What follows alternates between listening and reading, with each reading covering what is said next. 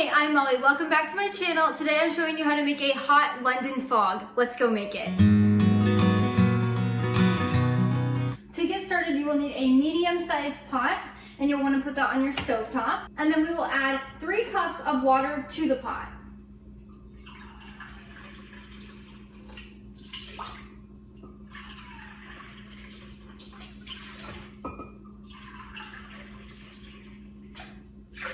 Now this recipe makes 2 drinks, so if you want to only make one, just half the ingredients. If you want to make more, just double or triple it or however you need. Next we will add 3 Earl Grey tea bags to your pot, and you will turn the heat to medium-high. I'm going to bring this to an almost boil. You'll see a little bit of bubbling, but you do not want this to boil all the way. So right when it starts to make a little bit of noise or you're seeing bubbles on the bottom is when we'll take it off. That's when it's hot enough. So while we're doing this, you're going to want to steep your tea the entire time, which means moving it around, stirring it with the tea bags. Doing this allows more flavor to infuse into the water, which is exactly what we want.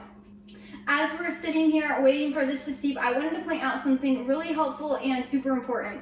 So when you're picking a tea bag, make sure it's not made of plastic. And you can do this by researching or looking on the container. Some of my favorite brands are the Sprouts Organic Tea. It's just their store brand. The Numi Tea has a great option. I can leave a list of different tea brands that do not use plastic in their bags down in the description below. This is really important because whenever you steep these tea bags in hot water, it releases microplastics into your drink, into the items that you're making, and then you're ingesting all of that, which if you've not done some research or heard about the harm of microplastics, I highly recommend to go research it.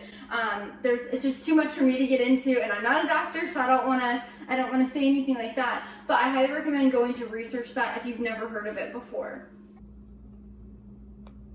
Once your tea has just begun to make a little noise and there's a little bit of bubbles, you'll want to take it off before it boils and put it on the countertop on some kind of protector. I have this little cork piece, and let it sit for 5 minutes to steep. During this time, you're going to occasionally steep the tea by doing your same motions you did over at the stovetop. You don't have to stand here and do it the entire time, but you do need to do it every once in a while. Once your tea is finished steeping for 5 minutes, you'll remove the tea bags. Now we'll add in 4 tablespoons of raw honey. You could also use cane sugar if you wanted, but the honey is such a better alternative. I highly recommend it. You can find honey in any grocery store or almost any grocery store. If you can get local honey, it'll be even better. But the honey not only keeps this a wholesome drink, but it also tastes really good. Once your honey is in here, give it a stir.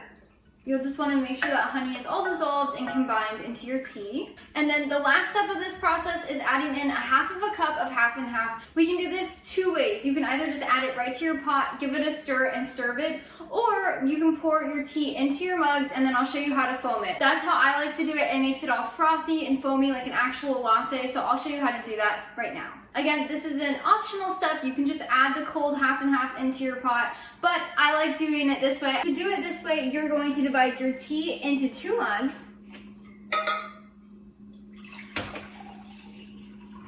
You'll want to make sure this is even. And if you're only making 1 cup of this, just know that you'll pour it all into 1 cup.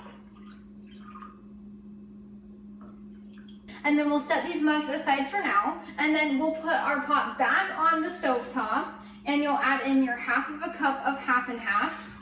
You'll turn the heat to a medium-low. We want to warm this without scorching it. You do not want this to boil. And then you can either take a regular whisk or an electric whisk. This is only like $10 on Amazon, so I'll leave the link down below for the one I use and love. It just makes your milk really frothy and delicious. You can also just stir this with a regular spoon, and it won't make it all frothy, but it will heat it up, and then you can just pour it into your mugs. But if you want to make it all frothy like I like to do, then use your whisk to foam this up. We're gonna let this heat on medium-low for about 2 minutes. If it starts getting a little steam off the top, pull it off, it's ready to go. Once it's warm, then you will pour the foamed milk into the 2 mugs. You'll want to, again, divide it evenly between the 2 mugs, unless you've made only 1 cup, and then just pour it all in there.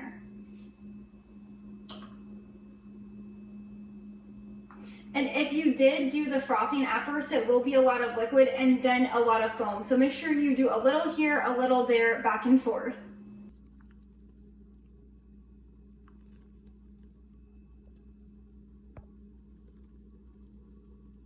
As you can see, making a hot London fog is so simple. These tea lattes are amazing. They're really yummy. They're really good for you. And they cost a fraction to make than what it would cost at a coffee shop or a cafe. This is also a great option if you're not a coffee drinker and you want a cozy fall drink, or if you're trying to reduce the amount of coffee that you do drink. This does have caffeine in it, but it is a tea. So I hope you plan to make this soon because it is so delicious. It's so good. And you get a mustache. I'll leave a link to the iced version of this recipe down in the description below. It's the exact same ingredients, just different steps. You heat the milk instead of just pouring it in. It's seriously so simple, but I'll leave that down there in case you want to print it or reference it for later. Make sure you hit that thumbs up and the subscribe because it really helps and pushes these videos out so more people can make them. Until next time, go make your house a home.